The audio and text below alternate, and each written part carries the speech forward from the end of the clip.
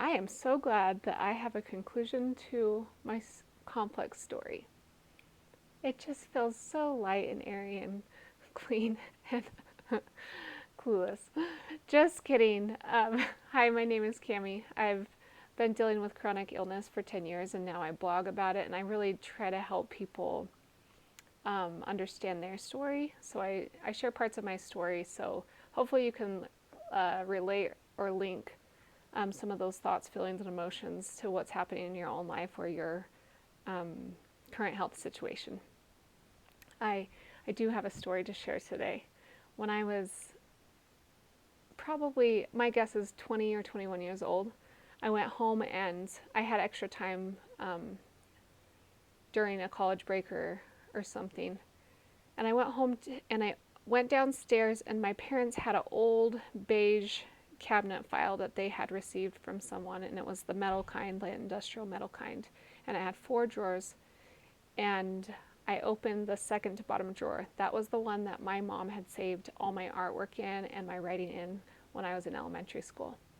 And when I opened this drawer, I started sifting through my old coloring pages and my writing from elementary school. And it's cute to see how free kids draw, but like definitely was not an artist, young artist. I had construction paper with stick figures on it.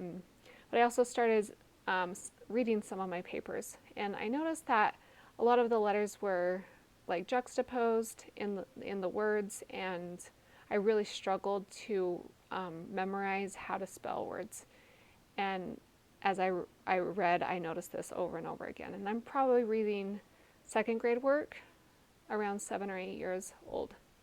So as I was reading, I remember walking upstairs and asking my mom, "How come you didn't tell me I had some dyslexia?" And this is how she answered. She said, "I didn't want to hinder you." And I'm like, okay. And I've thought about that so much the last, 15 years, and really grappled with that in my mind. And I want to tell you some of the trends that I've seen online and also behaviorally and socially in the circles that I find myself in, the discussions that I have. So one of the trends is we're trying to either self-diagnose or get diagnosed to labels that feel like they can explain how we felt in the past, and then finally we feel validation behind these things. And I have seen a lot of people either self-diagnose or get misdiagnosed or get different resource diagnosed of ADHD as an adult or autistic ADHD as an adult or on the spectrum.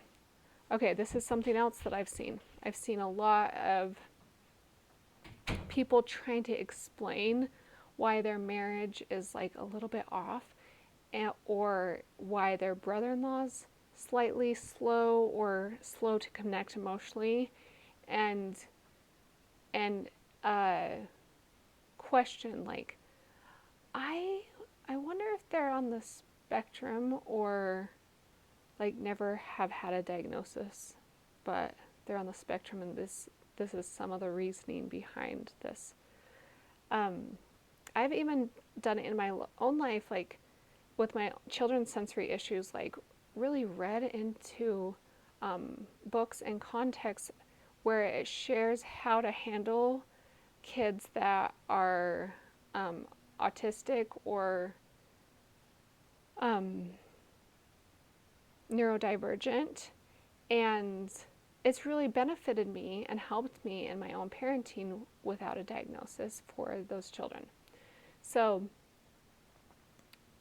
I have also seen this really strong push online to get a diagnosis so you can be benefited by the system. So you can get the medication you need with insurance help, or You can get your child a tutor and get help from whatever organization offers helps with that. Or you can get specialized help within school. So like really pushing to get diagnosis. Yeah, there's just like this broadening sense of like as we're discussing this and this information's becoming more open online, people are speculating now to try to make sense of their story. So I'm going to go return to my story with my mom.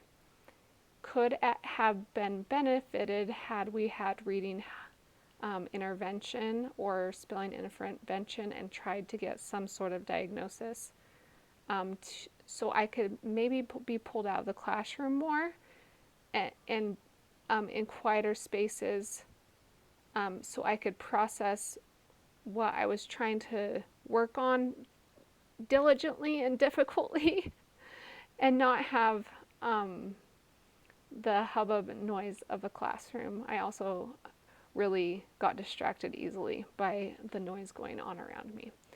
I didn't mention that in the beginning of the story, but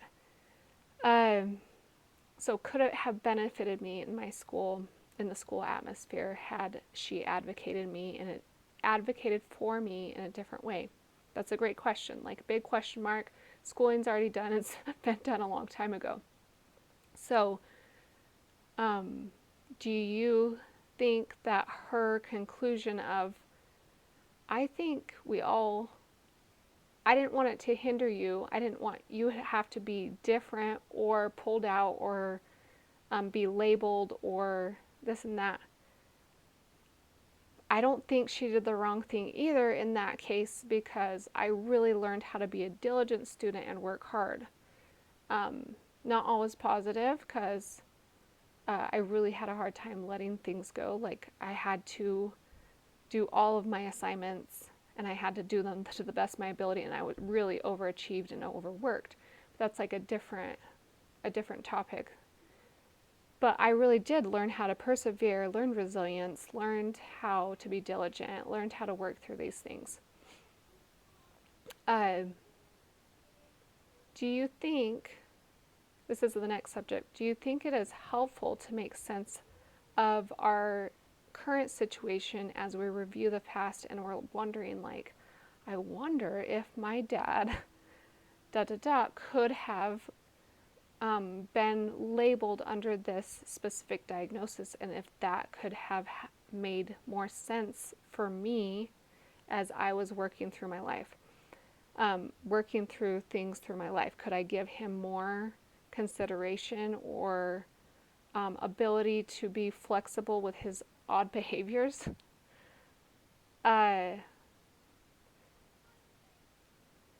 And or is it terrible to just speculate? Like, I see so many people trying to make sense of their stories right now and grappling with these ideas and learning and like connecting dots and wanting resource and wanting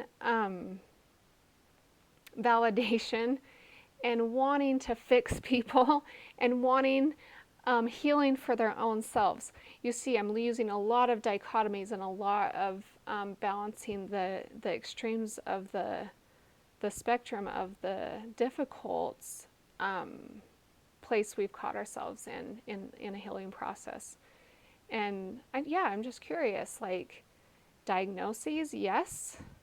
Diagnoses, no. Let's learn how to love people just with their quirks and how they are. Are some of these things nature? Like a neurodivergent child, are they nature or are they nurture? Is there things that we can do to help them feel more in control and more emotionally control in their bodies? I just think all these things are like beautiful to consider, and it's just interesting to see the dialogue that's opening online with people's limited resource and also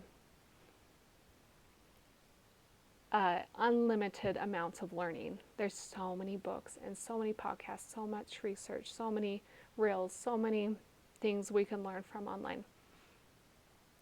I'd love to hear your thoughts. I also, in my own healing process, just really have been discouraged by the system, like the bigger system. So the school system, it just like, for example, just treats kind of the kids all the same, like there's similar learning patterns just because of lack of resource, and you can't have one teacher in the school setting resourced area. So like if we do get a diagnosis, is that so we can fit into their box system more? Questions to consider.